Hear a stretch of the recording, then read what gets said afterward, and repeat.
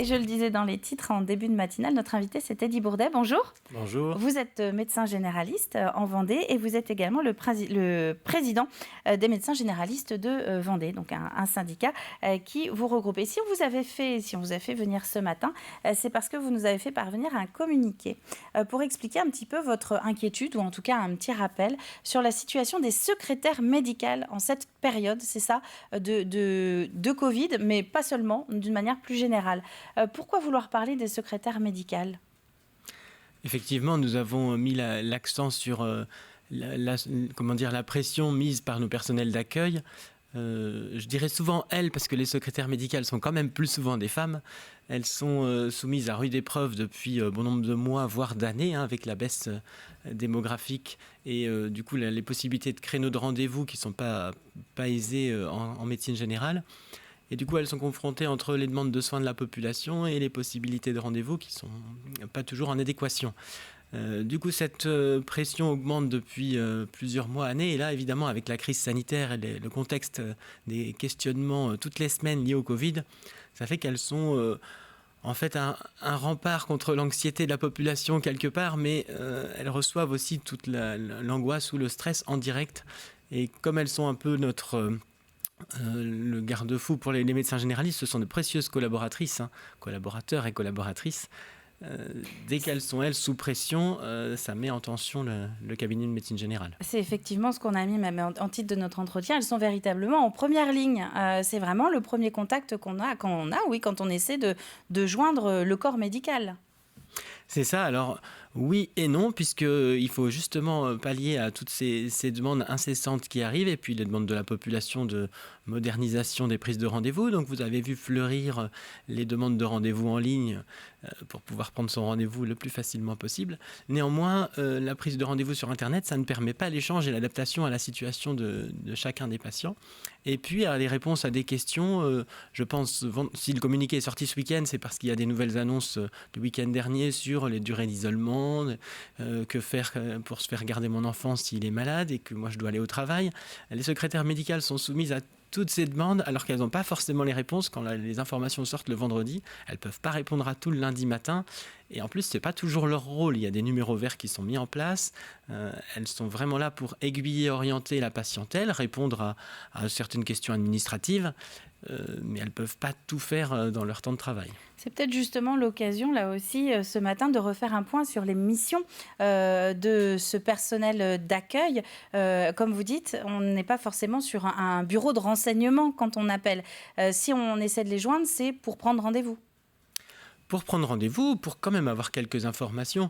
C'est vrai que quand les centres de vaccination ouvrent, elles ont des informations aussi sur les prélèvements, les laboratoires. Généralement, elles sont très implantées dans le tissu local puisqu'elles sont en lien avec le médecin traitant toute la journée. Donc, elles savent quand même bon nombre de choses. Toutefois, il y a aussi des questions où elles renvoient simplement sur les sites concernés. Je pense aux horaires d'ouverture du laboratoire qui fait les prélèvements PCR, par exemple. Même si on pourrait le trouver, les patients pourraient le trouver directement sur Internet, il y a quand même cette habitude de contacter son médecin traitant. Quand c'est un conseil médical, par contre, il est nécessaire de passer par elle. Et alors vous, votre volonté des médecins généralistes de parler aussi, de mettre un coup de projecteur sur ce corps de métier, c'est parce que c'est une remontée de leur part que vous avez eue, ou alors c'est plutôt vous, un constat que vous faites et des choses que vous entendez de leur quotidien ? Effectivement, c'est suite aux échanges entre confrères, là pour le coup du syndicat MG85, le premier syndicat de généralistes en Vendée. Là vraiment le sentiment qui remonte des collègues, c'est un épuisement des secrétaires qui sont tous les jours soumises sous pression. Est-ce que je peux avoir rendez-vous ? Est-ce que j'ai telle ou telle question ? Comment je fais si j'ai pas de médecin traitant ? Vous voulez me laisser mourir ? Une culpabilisation alors que bien sûr elle ne laisse pas mourir les gens. Bien sûr, quand c'est urgent, elle prennent en charge, mais c'est pas parce qu'il n'y a pas un rendez-vous immédiat qu'on laisse mourir le patient qui est en face, mais c'est violent pour une personne d'entendre ça, notamment quand on est dans le soin, alors que c'est pas leur mission. La première mission, c'est l'information, l'orientation, l'accueil et effectivement la hiérarchisation des demandes pour permettre de voir le maximum de gens et y répondre le plus possible. Donc les remontées des collègues, c'est nous, voilà ce que me disent les confrères. Nous, la secrétaire était en épuisement, donc pour pas qu'elle soit en arrêt de travail, nous avons mis en place les répondeurs téléphoniques, les standards téléphoniques, les prises de rendez-vous en ligne. Les employeurs, donc les médecins, essaient de trouver des solutions pour les soulager. Et donc, aujourd'hui, les médecins en appellent aussi à la population à vraiment du civisme et du respect de cette profession. Alors, vous parlez d'épuisement et de possibilité de mise en arrêt, effectivement. Comment ça se passe dans ce secteur? Est-ce qu'il y a des tensions? Est-ce que vous avez du mal déjà à essayer d'en recruter, d'en trouver? Et donc, du coup, il faut tout faire aussi pour les garder, ces secrétaires médicales. Oui, il y a beaucoup de demandes de postes de secrétaire médical, pas que dans les cabinets de médecine générale, puisqu'elles exercent aussi à l'hôpital, dans les cabinets de médecine d'autres spécialités. Effectivement, c'est compliqué de trouver les personnes. Il y a quand même des formations régulièrement et généralement, les postes sont pourvus. Effectivement, il y a aussi maintenant, comme je disais, les prises de rendez-vous en ligne ou les standards téléphoniques qui permettent pour les médecins d'avoir tantôt une secrétaire physiquement présente et tantôt d'autres possibilités de réponse. De fluidifier un peu aussi les demandes. J'entends pas de manque de postes à cet endroit-là. Alors cette tension, il y a effectivement donc les secrétaires médicales qui la vivent, mais vous devez la vivre également, puisque je pense qu'il y a pas mal de gens qui nous regardent, qui sont dans cette situation, vous l'avez évoqué, et elle n'est étrangère à personne, cette difficulté dans le département notamment, de trouver un médecin généraliste. On est sur pas mal de Vendéens qui n'ont pas de médecin traitant aujourd'hui. Vous avez sans doute entendu parler du département qui va essayer d'enclencher quelques expérimentations pour les personnes qui n'ont pas de médecin traitant.